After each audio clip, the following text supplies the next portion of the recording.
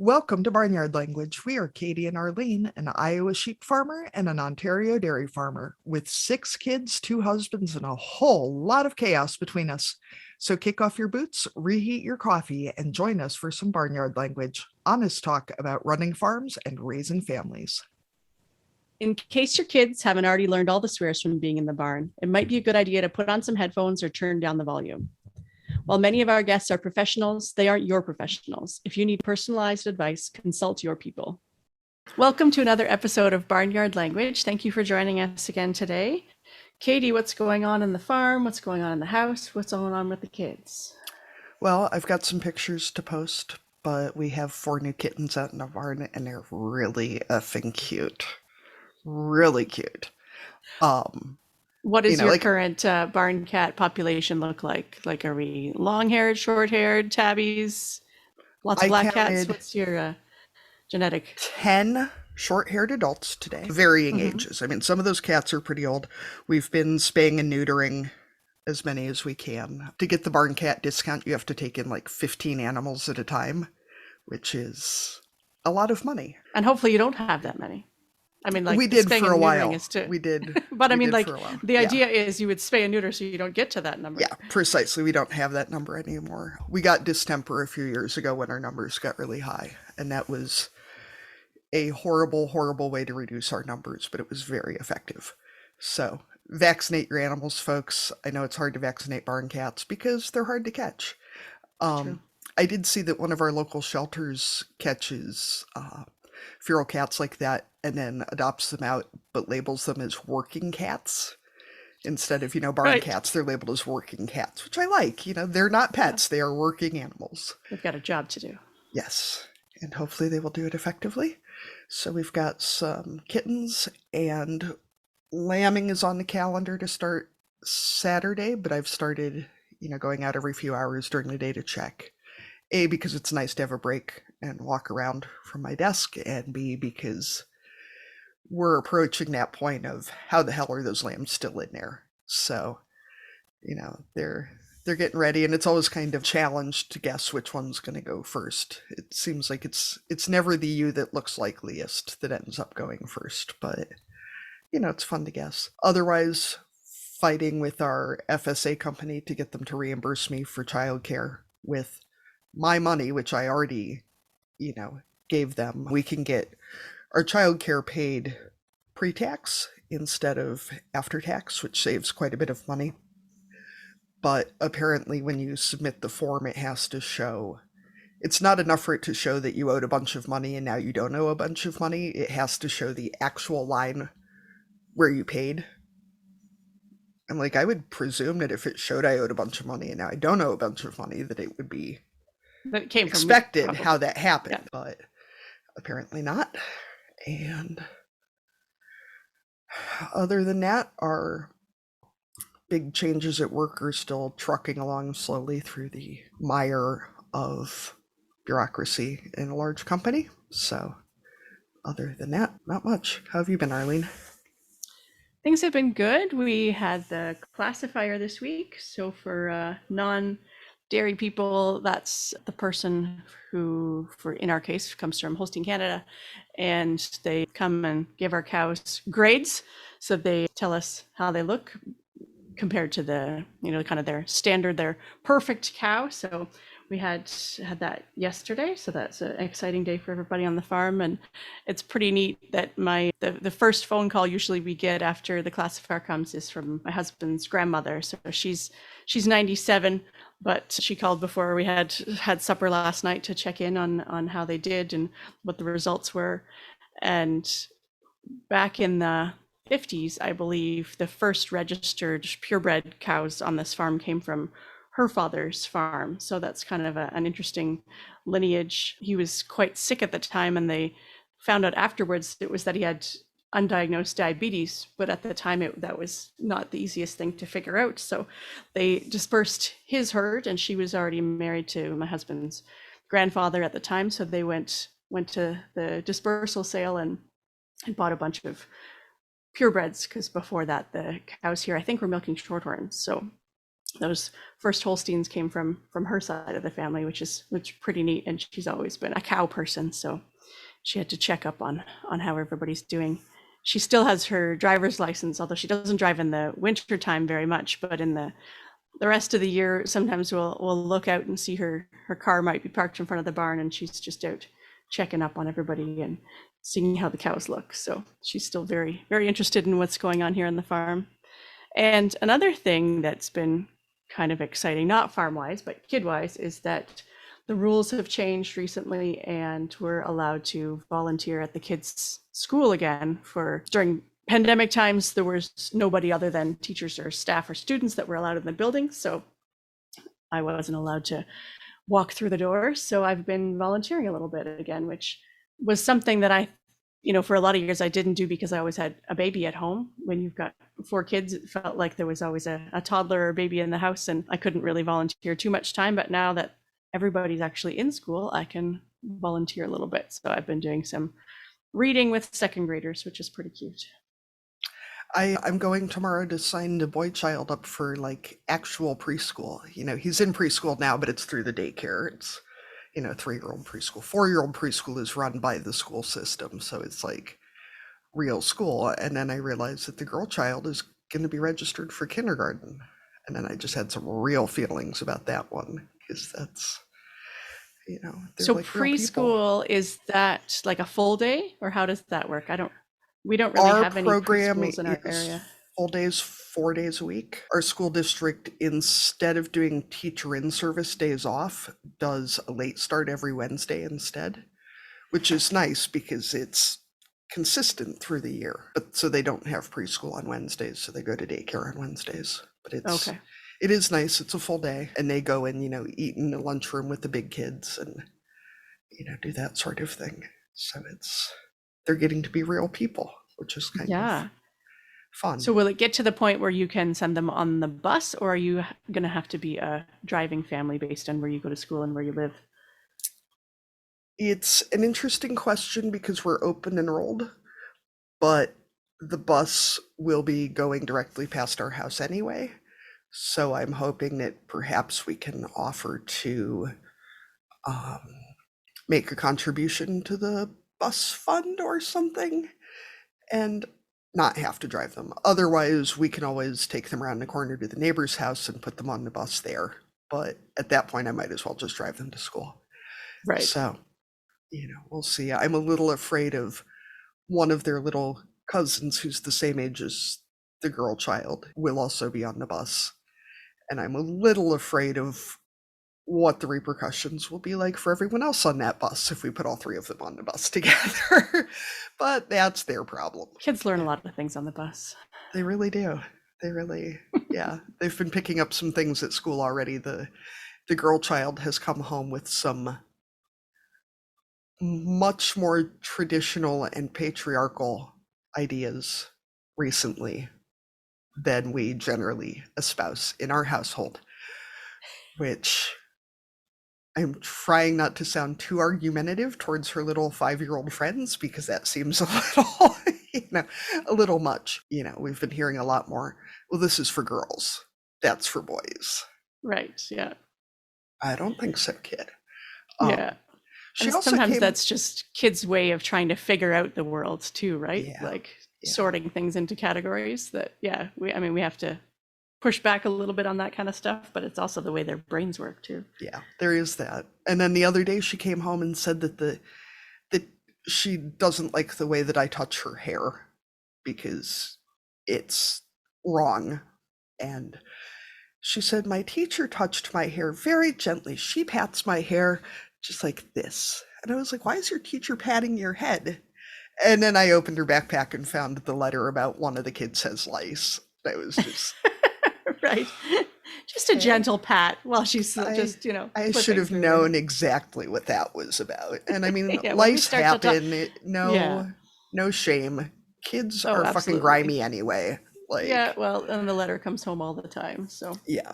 I was hoping that was one of the things that during the pandemic we could just get rid of. It was like, all right, we're all apart for a little while. Let's just treat everybody for lice or check everybody for lice and stop that while we're flattening the curve.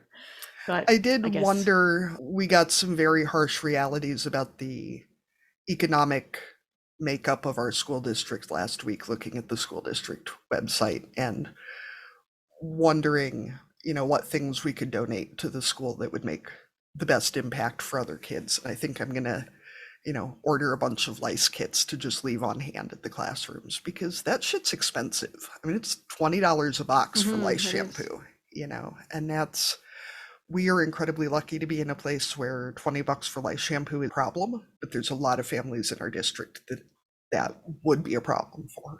And of all the things that Hmm. families shouldn't have to worry about being able to pay for, things like lice treatment is really, at the top of that list, especially because they can't go back to school until they have proof that they've been treated.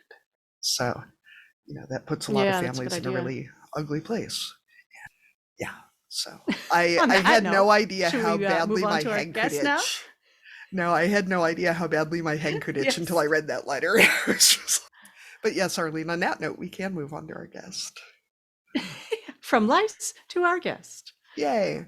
Who is much more pleasant than lice. That, I don't know, that sounds bad. We like you more than lice. Welcome to our show. This is why we're never going to get a huge distribution deal. Today on the podcast, we have the privilege of interviewing Lesley Kelly, known also as High Heels and Canola Fields on social media. Lesley is a blogger, farmer, parent, business owner, podcaster, and the co-founder of the Do More Agriculture Foundation. Thank you, Lesley, for joining us today. Oh, thank you so much for having me.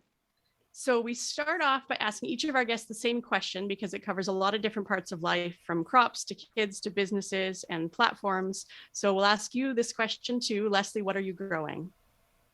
What am I growing? Oh, I am growing seeds of love and hope. That's a good start. Are you also some crops? I thought you were talking more about life. Yes, we grow on our farm, we grow lentils and canola and wheat. Those are the three main crops that we grew this past year. And then I believe you have a couple of kids as well. Is that true? Yes, I'm growing a couple, a couple little boys, 9 and 6, Jennings and Copeland. We have similar ages. I've got 3 boys, but they're in that age range too. So we've got some Nice. similarities there. And then you also have a business and a nonprofit. Which one do you want to tell us about first? Oh, well, I can talk about the not-for-profit, Do More Egg. Sure. So myself and 3 other individuals from Saskatchewan co-founded the Do More Agriculture Foundation. We're coming up on our 4th year anniversary, which is so amazing because when we started, we knew we wanted to help farmers, but we didn't really understand the magnitude of the impact that Do More Ag and how our industry is really championing this cause. So Do More Agriculture, we are a foundation that champions the mental health of our Canadian farmers, but through support from the industry from coast to coast, we become the national leader in the mental health space for agriculture. And we focus on three pillars. The first one is awareness.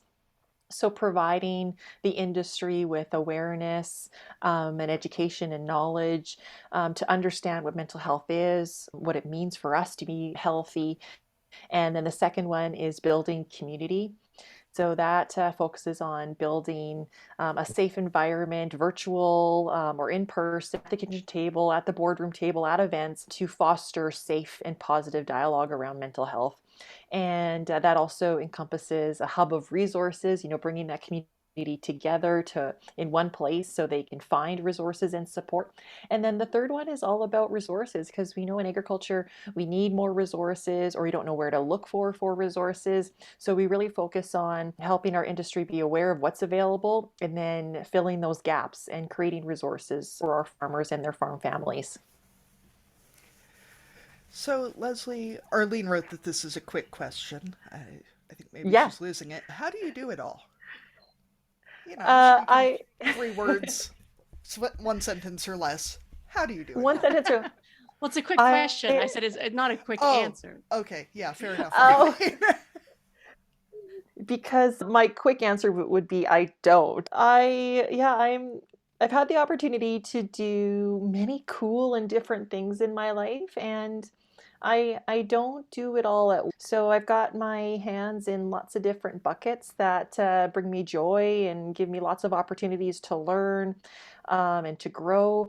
And it changes in the season. So there's some seasons like right now I'm on the road a lot, and so my husband back at home with the kids. And then there's some seasons where I'm more involved in the farm and then less on the business side. And then there's some seasons where I coach and I'm involved in my kids' lives. So the seasons change and so do I. So I don't do it all. I try to do my best and be there for my family.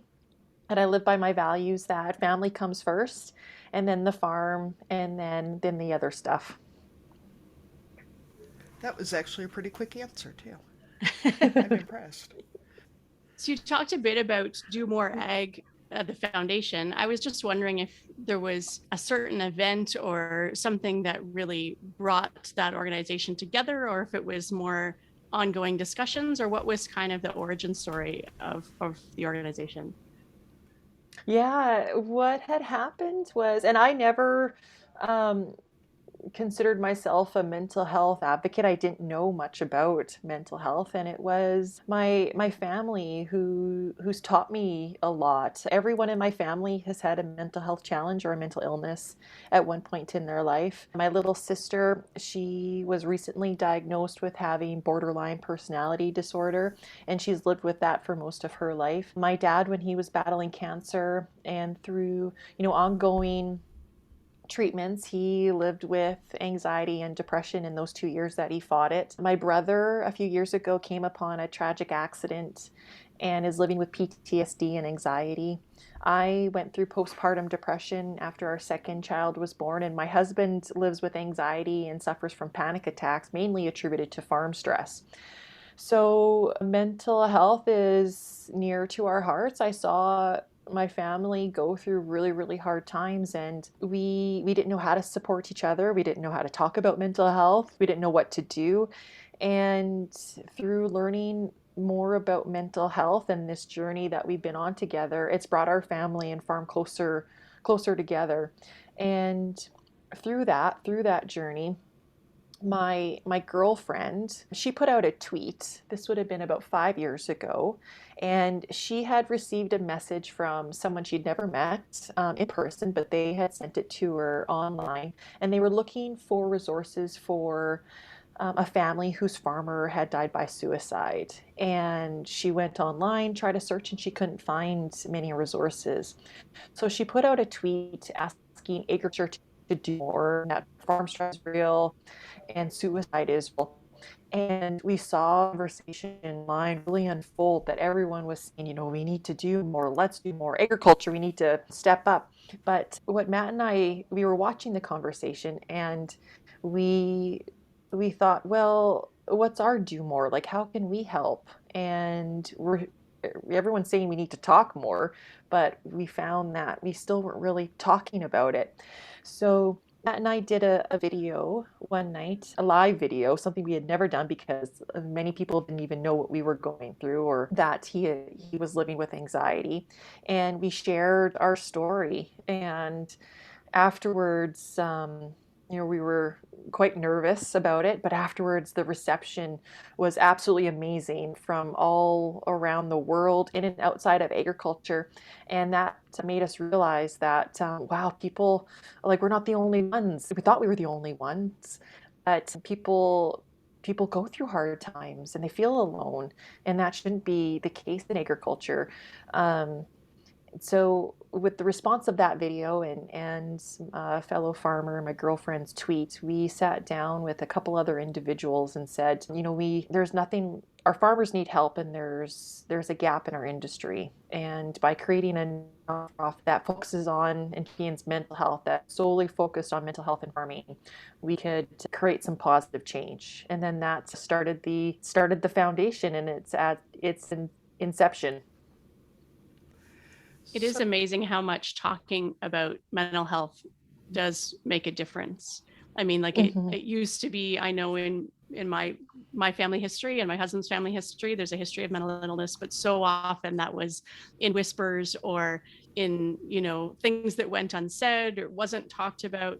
But then when you can have those conversations as adults or with your kids and let them know that's part of our family history, that makes a huge difference. And even saying those things out loud to your doctor and or nurse practitioner, or whoever's the other people in your life that are trying to help you stay healthy, by knowing the answers to those questions, probably even when I was pregnant with my first child, I didn't necessarily know. They start to ask you those family history questions. You're like, oh, I'm not sure. Like, I know my grandpa passed away, but was that heart disease or was that something else? Like when they ask you for a medical history, sometimes you don't know, and your mental health history is important to know too. But a lot of us don't know the whole story, and without that knowledge, you can't make good decisions about your own health. Yeah, absolutely. so, Lesley, what are your thoughts on getting buy-in from that older generation? I know around here a lot of times we hear, well, depression wasn't a thing when we were younger. And I'm like, well, A, a lot of factors have changed, and B, if we look at how dysfunctional a lot of these families were, there were obviously problems that we just didn't have language for or didn't have any way to help with, so we just didn't talk about it. And like Arlene said, we just had that neighbor who was a little different and maybe didn't leave the farm and didn't socialize or whatever, and then we just never talked about it. And as we're having kids and that, trying to get that buy-in from an older generation of this being a real thing to be concerned about. And I'm wondering if you have any Hmm. thoughts on that. Yeah, and for sure, I didn't realize how deep that stigma runs within agriculture until we started to talk about it. And we knew doing something in public for everyone to see that some people might not agree. And we did receive some negative feedback. We were told there's a time and place to talk about mental health, and this isn't the time nor place. We were told, well, my husband was told that he was a pretend farmer. And if you can't handle the stress, you can't call yourself a farmer. Or if you can't handle the stress, get out. And these were from our peers that, at the time we had lost over 1,000 acres due to flooding, and our farm was in financial distress. And we thought, like, we can't be the only ones. And then that's that stigma, just not enough awareness or a lack of awareness about what mental health is and how it impacts and how it affects families and our communities around us. But what was or has been quite surprising is how the older generation has also been our biggest supporters. And because they know they've gone through those hard times. I remember my parents going through hard times being little and us not talking much about mental health, but I could feel it in the house. I could feel that stress.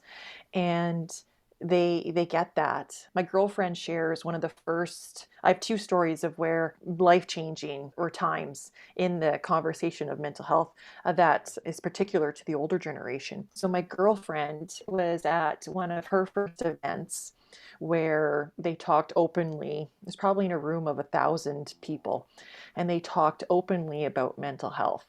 And at the end of the talk, an older farmer, probably in his 80s, came up to the mic, and she instantly thought, oh, I'm going to get blasted. And similar to Matt and I. And he held up his fingers and said, I do not have enough fingers to the amount of friends and family that I've lost to suicide. It's about damn time we start talking about it. Yeah. And that whole room, you could instantly see people's shoulders go, oh. And then all the hands started to come up and people started to stand up and go to that mic. It just took that one person to say, hey, I've been there. We don't have to live like this anymore. To open it up and share that it's, hey, no one knows what a farmer goes through than another farmer. And let's do this. What a pivotal moment. And with myself, similar with one of my first panel events, and the room had about 400 chairs. and it was a breakout session. So I thought, oh, if 4 or 5 farmers come, that'll be great and so worth it. And they opened the doors to this session, and farmers, they flocked in and they ran in, and every seat in that room was taken. There was farmers even sitting down in the middle of the aisle and at the back. They were standing at the back. And we asked the first question, if they knew of someone in their community, in their family, within their friends who had died by suicide. And 95% of that room stood up. And it was gut-wrenching. And as we shared, there was a farmer that was directly across from me. He was probably about 65. He had a hat on. And during that discussion, he cried the whole time. And afterwards, he came up to us and he said, I'd like to thank you. And I asked, well, why? And he said, I'm going to go home and talk to my wife. You just saved my life. He didn't have to share what he was going through, but he just felt that support and that he wasn't alone in that room. And life changing. So I get it that it is hard to share what you're going through, because it's hard. It's so hard. But that's where we can change that culture and that conversation. So no matter what generation you're in, if you're impacted by mental health, whether that's yourself or someone around you, that you're not the only one, and that there is hope and that there is help out there. So, Lesley, with you mentioning speaking to groups, we see that you're on the road a lot these days. Where are you going? And where have you been? And what are you talking about? Well, I Where haven't are you been. going all these places?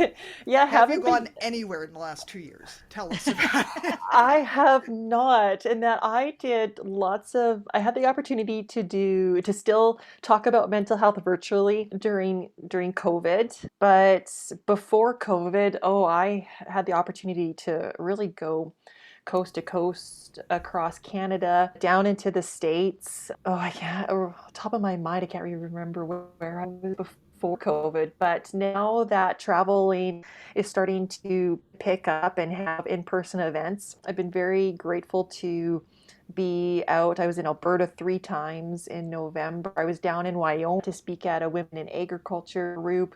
And then I just got home from Washington, where I spoke at the Tri-State Wheat Growers Conference about mental health. So yeah, it's very great to be out at events and see people in person, and I didn't realize how much I missed that. And just seeing different parts of agriculture and meet new friends and new neighbors. So, and also to share about mental health. So I'm very, very grateful and honored to be able to do what I do. And as a fellow Canadian, I was very jealous to see that you got to go to Target. I went to Target not once but twice. Whoa.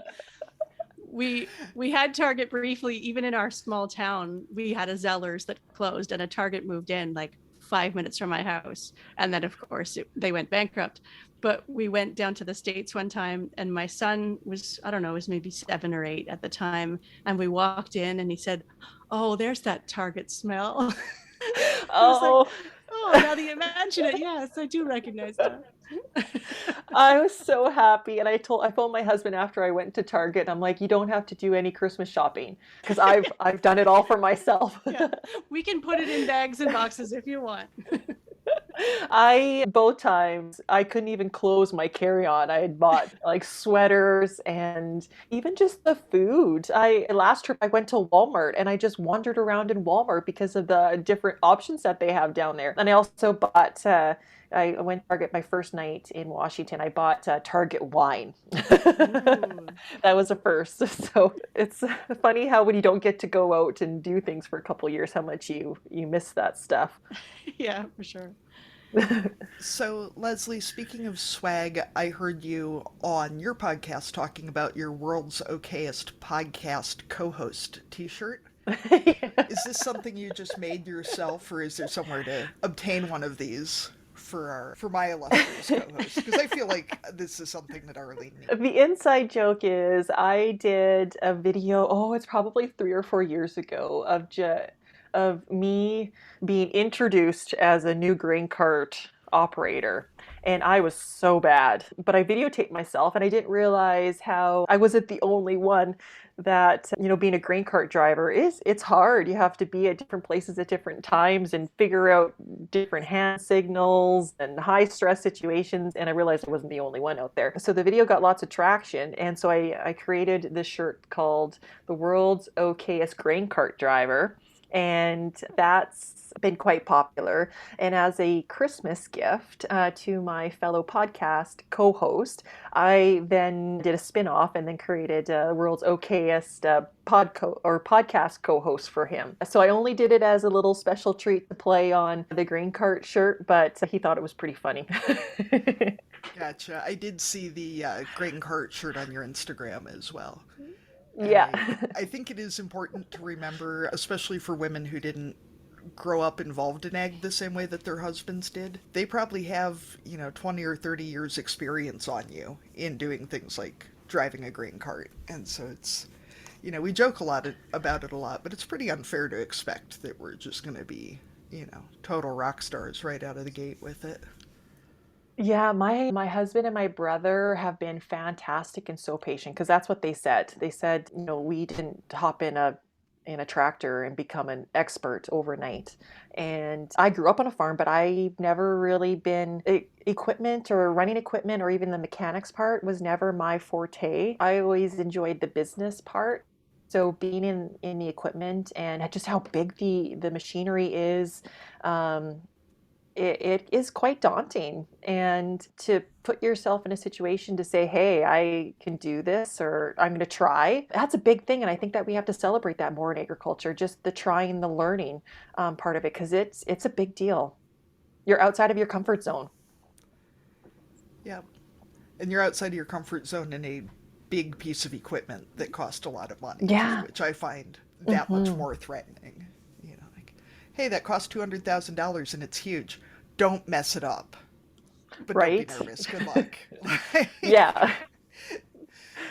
Here's a walkie-talkie. Now go. That's how. Yep. Even the first time I ran a sprayer, my husband, I got into the seat and he came up and he said, press this, full bunny, pull the lever, and go." And I looked like a deer in headlights. And I probably only went like 5 kilometers on the road of driving the sprayer because it's intimidating. When it's like every year when we rake hay, we still use pretty small equipment. And there's always this like, now I'm going to need you to go that way and then go this way. And then, there's all these complicated, I'm like, I just need you to tell me which direction I'm going. And if I need to like come back the other direction or keep going, like, don't give me any bizarre, I don't know, where I grew up in central Iowa, the fields are all mile squares. So Right. you go a mile and then you come back a mile or some, portion thereof. And where I live in northeast Iowa, a lot of our fields are like zero right angles at any place and, 16 corners in a field and it's 3 acres.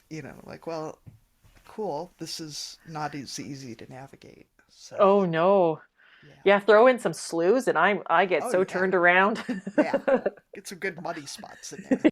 So, as a parent, and we're parents too, you alluded to it a little bit in your intro, talking about life being kind of in seasons. But how are you working to make time for family amidst all the busyness of life? And what other advice do you have for parents who are trying to raise kids and do all the other stuff at the same time? Oh, it's so hard. I've felt I at times haven't been the best mom and I found myself crying in the bathroom with a glass of wine, thinking, I try my best, but and tomorrow I'll do better. I'm learning as I go. My kids have taught me so much about life and love and happiness and joy. And they're little right now, and it feels like in a blink of an eye, they were a baby and now they're 6 and 9. So to me, I'm trying my bestest to take in this season that we're in. It's a fun season and time in our lives, but they grow up so fast. So for me, family comes first. When my kids are home from school, I put down the phone. I don't try to book meetings around supper. We ask each other some questions about their day. We're really intentional with that time together. We try to sit down and have supper almost every night together.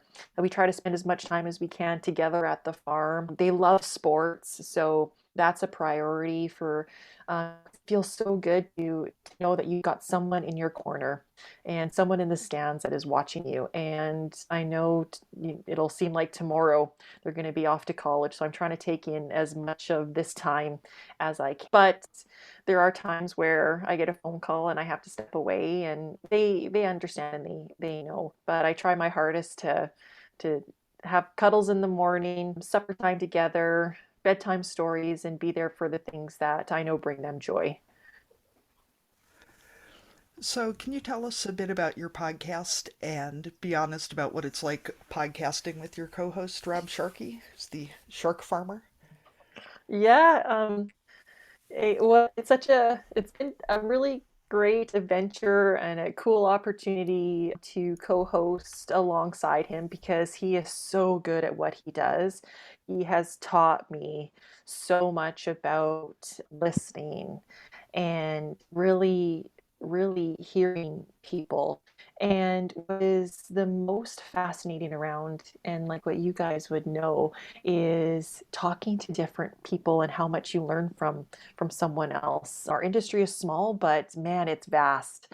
And like the breadth and the depth of our industry is quite incredible. And we've had the opportunity to interview scientists and musicians and chefs and firefighters, and it's like the list goes on and on. So it is really cool. So it's called What the Farm Podcast, and the goal is to bridge the gap between urban and rural, but through just real life conversation, to not to get into the weeds about some technical stuff, but just learn about the people behind what we do and why we do it, and then also hear from those that might not know a lot about agriculture and the questions that they have and who they are and what's important. So that's what I love most, is just learning about people and hearing why they do what they do and why they love it. So, what do you think makes someone a particularly good or bad guest for an interview?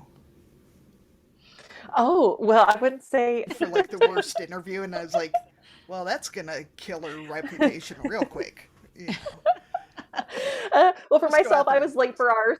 So not being honest. late. I think what a really great interview is just when the person shares their truth and their story. That's what matters, and it comes from the heart, and nothing beats coming from the heart or that passion that you could evoke. And with that comes questions to get there, not to stump on questions, but just ask questions where you know that will get to the heart of, yeah, of why they do what they do, and the how. So wouldn't say anything bad. Just every interview I've had, I've always walked away learning something. So I know your children are young, but at this point, do you see them being interested in the farm, and would you want them to be involved in agriculture as a career path as they grow up? Yeah, we've started to have conversations with our 9-year-old. He, I would say, is the most interested. But for us, what we're sharing with them is do what makes you happy, and do things that you really love to do. And know that hopefully, cross our fingers, that the farm will be here when you figure that out or through that path. So if they want to continue to farm or want to be involved, that would be great. But if they have other passions, first and foremost, I want them to be happy, and I will support them no matter what. We do have, Matt and I have talked about, what that looks like if they do come back. And this could change, but right now our thoughts would be they have to go and get some type of post-secondary education or a trade, because that will always help them when coming back and running a business or applying it to the farm. And we would love if they could then go and work for another farm to see how that farm is managed, the great things, the things that we can learn from, and then also work in corporate ag or the ag industry to get a feel of both sides of both farm and industry. So they have that different perspective. and then come back. And I think by having those experiences and those skills, it'll set them up and the farm for success if that's what they want to do when they grow up. So what I is know your we're trying to find that balance between wanting to, you know, let them experience farm life, and if they're passionate about it, let them be involved, and yet not want to put too much pressure on their shoulders either, right? Right. Hmm. They don't feel like that this is something that they have to do, that they feel obligated to do. That I yeah, you do want it to be a choice and not an obligation, or to feel too much pressure. Exactly. And I didn't realize that I wanted to come back to the farm or farming was even a passion until I was in probably my last year at university or even my first job. And that was when I thought, yeah, I do enjoy this. I want to come back. So everyone goes at their own pace. And yeah, to know that the opportunity is there, but they have to make the decision for them. So, Lesley, question for both of you. What are your thoughts on if both or all of your kids want to come home and farm, assuming that your current operation isn't able to support, more than one family, or certainly in Arlene's case, four families. This is just something that, we talk about because our kids are 5 and 3.5, and, our farm isn't that big, and just having to really, think about what that might look like in the future, and, trying to make an equitable decision.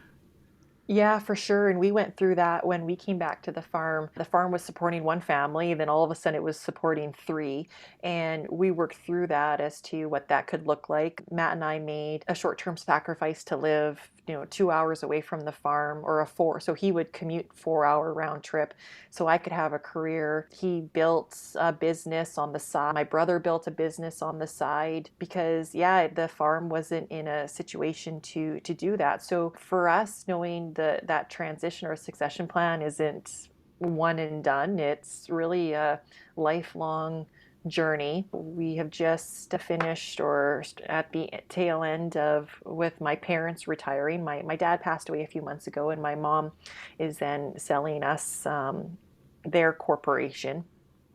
But yeah, it is a journey as to who wants to be involved, what that looks like in terms of roles, what that looks like in terms of structure and equity. We're involved with the farm with my brother, and to know that the next phase of the future might involve 1 to 4 children, because he has children too, and what that could look like. So in terms of land, equipment, and it's good to have those conversations to continually plan or just think of thoughts and ideas. For us, it was also diversification. We built a snack food company, had custom harvesting, custom spraying. I'm looking at different avenues too to help make those next phases of the farm and continue its growth.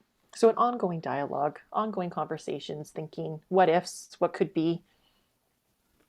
Yeah, I think that's one of the benefits of being self-employed, right? Is that the farm, what it looks like today, doesn't have to be the way it looks in 5 years or 10 years. And the person who is running things now can shape it to be what they want. And then the next generation can turn that into something completely different, right? I mean, the farm that we're on my husband's family farm, but the farm that his grandfather had, while we're physically in the same space or on the same land, does not look the same. And yes, we're still milking cows, but they used to raise beef cows as well, and they had a lot less land than we do, and they raise different kinds of crops. And so if the next generation, whether that's singular or multiple, want to create opportunities using this land, then I guess that's, we can help them with that. But then that's going to also have to be driven by what they want to do and how they make that happen.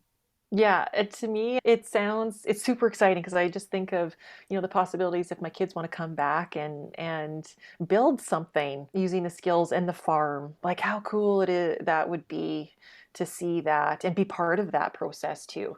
So looking forward to the future.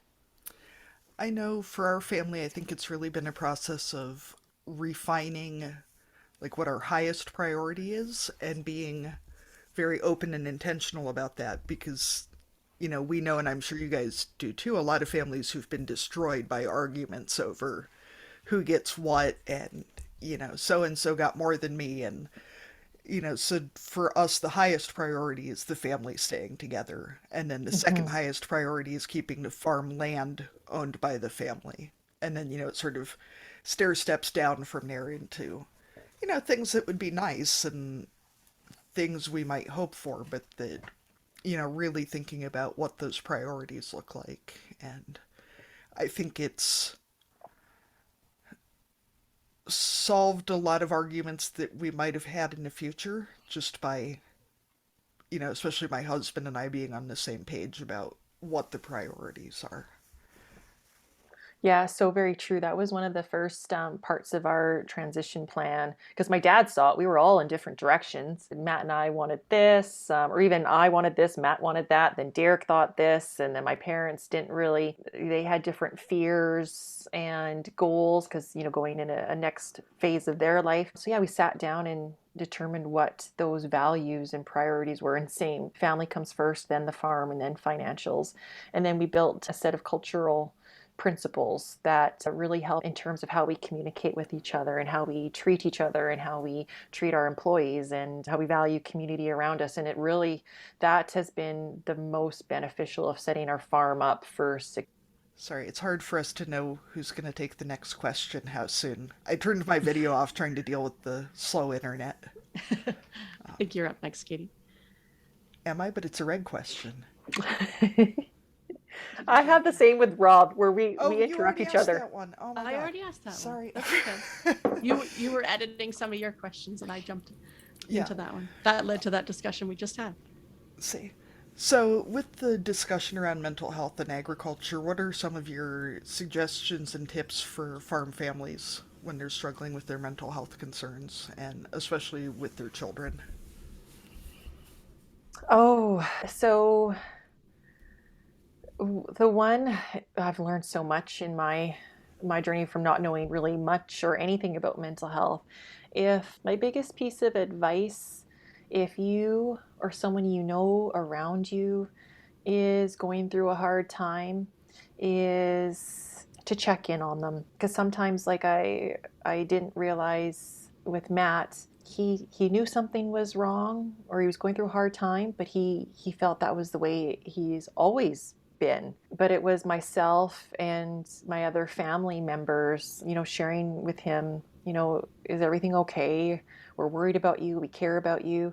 So asking those questions, how they're doing, and showing that you care and that you're there and that no matter what, that you'll be there. And that can be life-saving and life-changing. When it comes to your children's mental health, um, I can see bits and pieces, with my kids and some moments of anxiety or, when they're going through a hard time. So for me, what we've been trying to do, being at the ages that they're in with 6 and 9, is foster or create an environment that it is okay to share no matter what with your mom and dad, we are your safe place.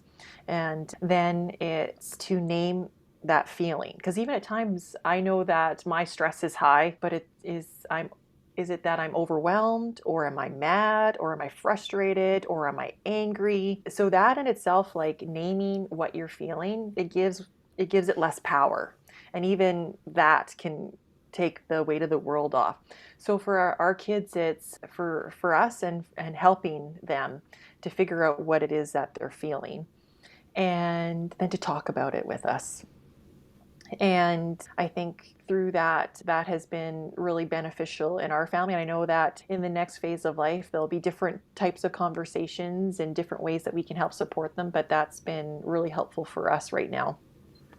It seems like laying that groundwork so they understand how to deal with feelings is so important because, the Mm-hmm. same way that you teach them how to deal with other humans when they're, 4-year-olds throwing sand at each other, is teaching them how to deal with other humans when they're grown adults. And it's the same thing with their mental health. That Absolutely. just, Yeah. you're setting them up for success later. Mm-hmm. I'm trying to give them some tools in their toolbox for right now that will help them in the future too.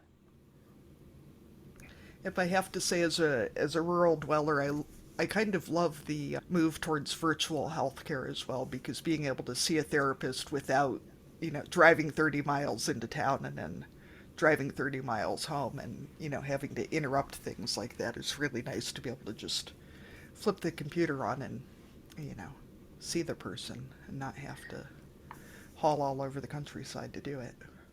Yeah, in our family, we've done, prior to COVID, both myself within our marriage and our farm family, we've had professional help where we've gone in and had counseling sessions and strategy sessions that have given us those tools to help in communication or how to support each other, support ourselves. And then through COVID, yeah, we've done that virtually and it has been just as great. And sometimes, yeah, like we can't afford to go in for a session in the midst of harvest, but we can access through our phone, Matt's phone, the crisis lines when he's been in the tractor. I've gone through a virtual session, when I've been hauling grain in the cab of a truck during those busy seasons. So it's really, yeah, it reduces a barrier for us in rural areas to get help. Well, and I I, think too, for a lot of folks, they're worried about privacy and, in a town of 500 people, being seen walking into the therapist might be a deterrent for some folks for getting help. And so if you can connect from home or from your phone or whatever, out in a tractor, nobody's going to know about it, which obviously it shouldn't be an issue, but for a lot of people it is. And, Hmm. if that's a barrier that we can get rid of, then so much the better. I think allowing to for that diversity of skills. I mean, like you were saying, Do More Ag has a place to look for resources. Maybe your local therapist doesn't fit your needs. Maybe you want to talk to someone who understands ag or who understands the unique stresses that you're under.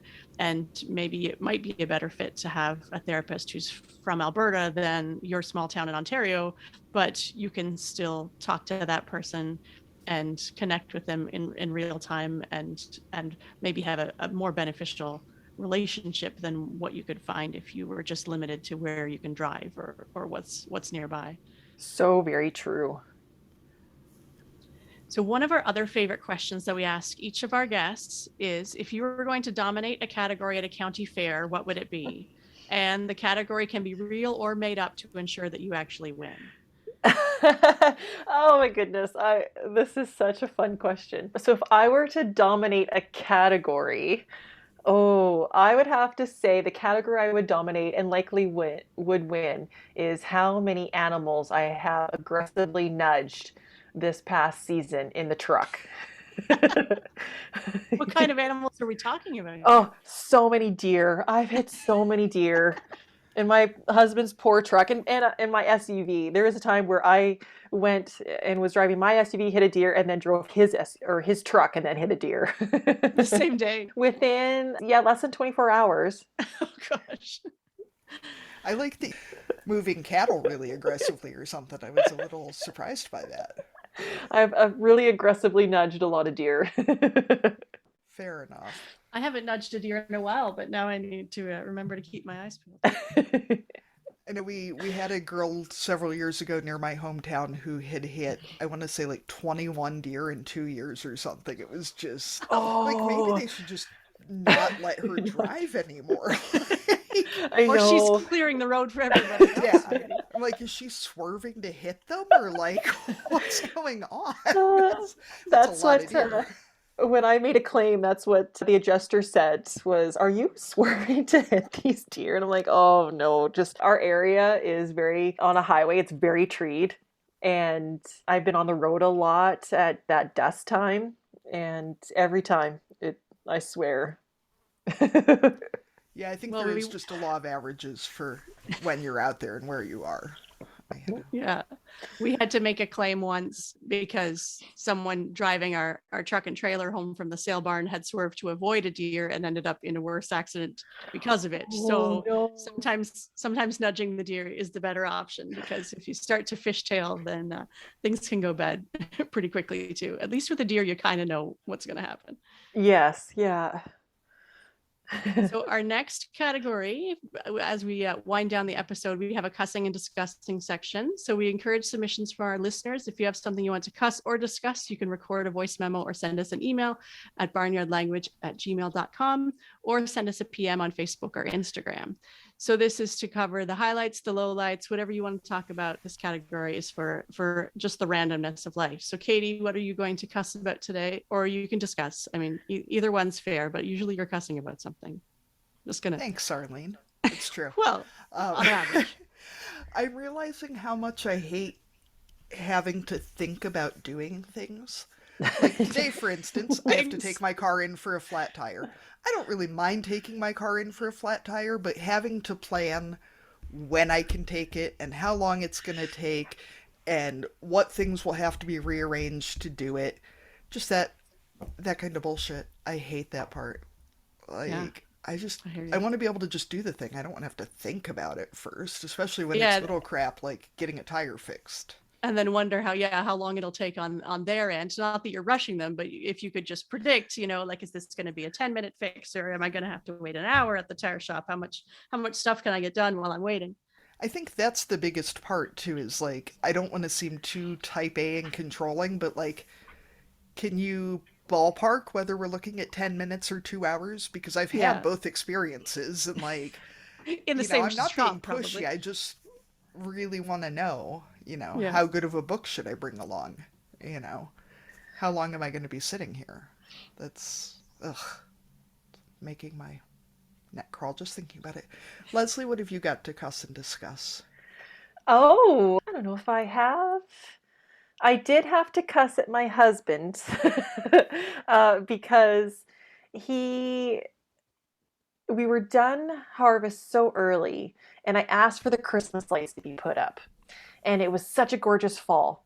And I tried to help him before I left for my travels, and it was like 0 degrees Celsius. Beautiful weather to put up lights. And when I came home, and then it was -30, they still weren't up. So I cussed at him to get the Christmas lights up. And then what he told me was, we work the best together when we don't work together. And I said, I have to agree. So I feel like I cussed him a little bit more than I should have this past week. But are they Oh, up yet? Christmas lights. They are. He did put them up And he had to freeze his -30 weather, fingers. and he froze his fingers. That was our situation too, except my husband started to put them up on the nice day. We thought we could get one more year out of those strands. And then he got shocked and blew a breaker. And he was like, nope, we thought we could Oh, just, substitute a few, get that. Yeah, no, there was not one more season left. So then it was a cold day by the time they went up. Yeah, I So gotta. Katie, Oh, no, go I ahead. we have one of those barn, a projector that shines lights on the wall because we oh, have nice. a big barn, in the middle of the property. And it's just like the most ridiculous thing I could come up with to shine moving lights all over the front of it. But I have to come up with a new way to mount the light this year. Last year I used the calf warmer, which worked pretty well, but I'm always worried we're going to need it for a calf. And then And it'll ruin your light display.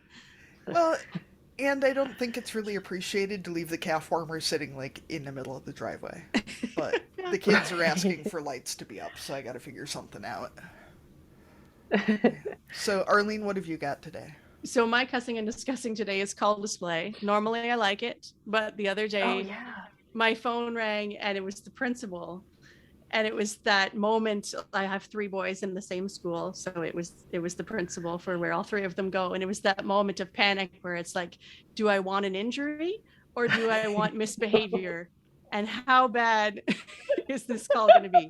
It ended up being a minor injury, so that's really like the best of all worlds, because it wasn't telling me something I was going to have to get mad at them about when they got home, and it didn't mean a hospital visit. So that was the best option. But sometimes I just don't. I mean, I guess I'd have the same feeling when I heard his voice on the phone, but knowing it was him just gave me that pit of my stomach feeling.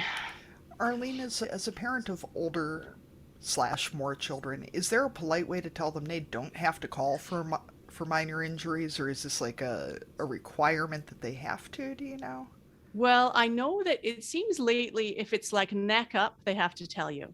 I Okay. think like the recent concussion protocols mean that Okay. anything around the face or head, they're going to call They don't tend to do anything from the neck down, unless it's like broken or requiring stitches. Or that's been my experience so far. I mean, you can always tell them you don't want to know, but Well, it seems that's really. totally it. Depends how many calls you're getting, Katie.